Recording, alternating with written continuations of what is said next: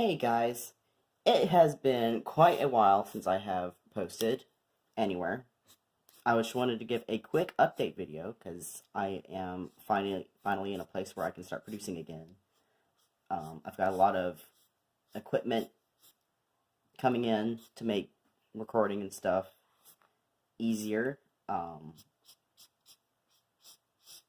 have a new setup, which if you're watching this, you will notice that my voice sounds completely different than how it did. I do believe my last video was me coming out as trans. Um, of course, during that time, I don't know if I was quite on hormones yet. I think I was, but as of now, I am on 8 months into hormones, so my voice has definitely dropped. But I just haven't been in a secure location to be able to record or post anything. So, a little bit of how my 2020 has went. 2020 has been the shittiest year I have experienced. Well, other than 2019, but like 2019 was like mentally bad. 2020 was like it was bad for everybody. So in March, well, in January, I came out as trans, and even though my roommates were, they weren't exactly like thrilled about it, but they pretty much said that it's my body, it's my life, I can do what I want. So that was all in good. I pretty much figured that it was as good as I could get. Um, I came out to my family, and they decided to be absolute dicks about it. So that's how the beginning of the year went. And in March, I believe that's when I posted the video. Now, in March, we were already in the process of moving to a different location. The house we had moved to was just starting to break down. The landlord was not complying with the quarantine laws, with COVID and all that stuff, and it was just a mess. Now, I didn't quite realize at the time, because I was too wrapped up in how happy I was, to realize that my roommates were apparently growing very hostile towards me and my identity. Um, of course, I was dealing with a lot of dead naming and misgendering, but like I just kind of summed it up to, oh, this they're just breaking the habit. They're going to try. They're just struggling a little bit. So I let them kind of hurt my mental health for a lot longer than I probably should have. But I was going to give them the benefit of the doubt that they were actually good people. I believe it was, I don't know, I think it was closer to June when the condition of the house just got too bad to quite exist in. And again, the landlord was not complying at all. Because we had just got out of the pandemic. Of course, we were late on rent because during the whole shutdown, um, the landlord was still demanding rent. So any funds we had went directly to the landlord. So we were just kind of like we were starving to death. It was a bad situation. So I found another house. This house was absolutely beautiful, and it was like probably the best house I could have found in the place I lived. And it had its own like the size of the basement in this house could have been its own apartment. Like honestly, it had its own door with its own like locking system. The basement of this house alone could have been its own apartment, but the rent was affordable. And there was four of us in the house, and there was three bedrooms and the basement. And at first, I wanted the basement because I wanted to like keep my distance from everybody and be like a hermit. But one of the other roommates was like, well, I kind of wanted my own place, and the basement would kind of feel like my own place.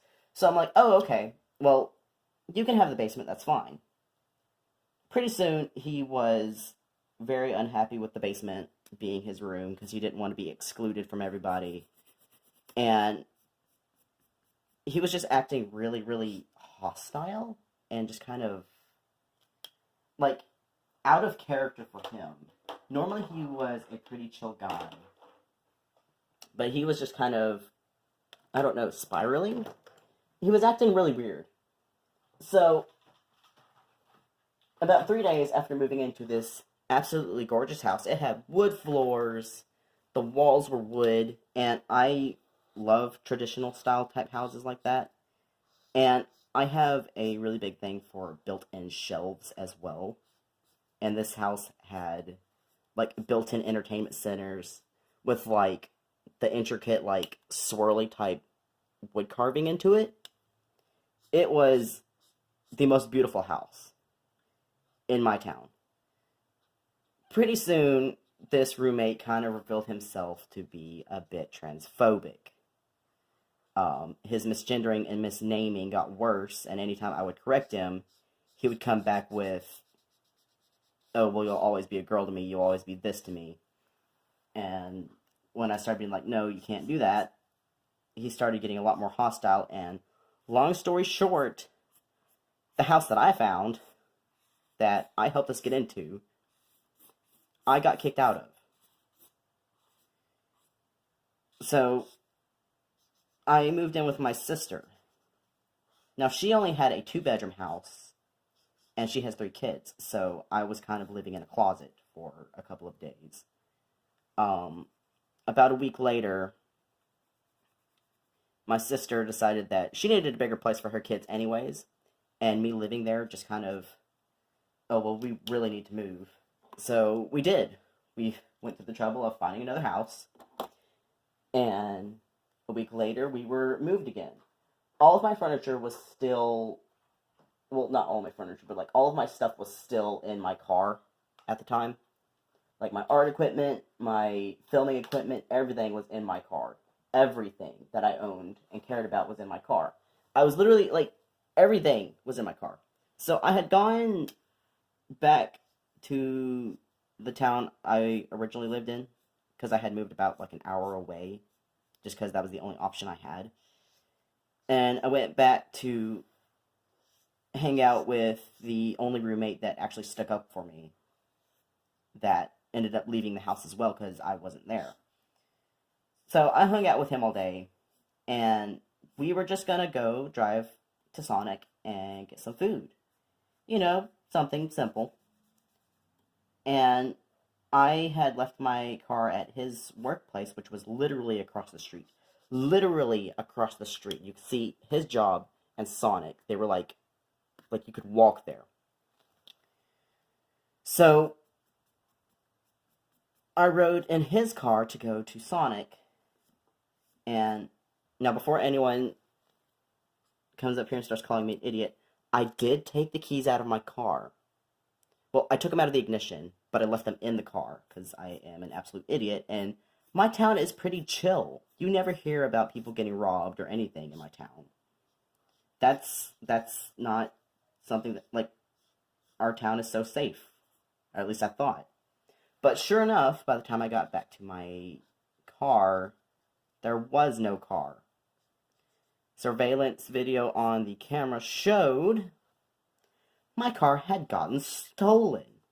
So, literally a week after I lose my house, I also lose my car. With everything in it. I'm talking about, I had just bought testosterone that day. I had my recording equipment. I had my art equipment. Everything that I cared about was in that car. And it got stolen. Eventually, we did find the car. But the guy who stole it kept the keys. Like, he just left it on the side of the road, but he kept the keys. And most of the stuff wasn't hurt, but the doors were locked, and it took 3 weeks just to get the car open. Now, it was in the dead of July, and I live pretty much in the south, and it gets really hot, and within those 3 weeks, anything plastic or anything meltable did in fact melt in my car. Um, that's $90 worth of testosterone that I lost. Luckily, my computer was okay, because I don't think I could have replaced that. Most of my print books got melted, because, like, the hot glue binding. Everything in my car had gotten completely stolen, but most of it was recovered, like the more expensive things was recovered. Um, Although taking testosterone that has been in a car for 2 weeks was not the safest thing, but I had no other option. My insurance at the time would not have covered it, um, and all that. So I moved in with my sister, and very quickly that became mentally bad as well, because my parents are quite transphobic, and they really enjoyed pitting my nieces and nephews against me. And with the very strong urging of my therapist, she told me I need to get out or I'm probably going to end up dead. Um, Not because of anyone hurting me, but mainly because of the way my mind was spiraling out of control. So, I did.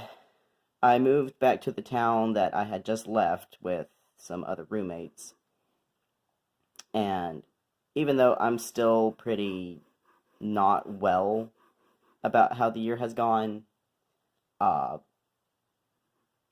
it's getting better, and I'm excited to get back to work. I haven't been able to do any work. I've lost a lot of clients and a lot of trust from the art community because I just haven't been doing anything.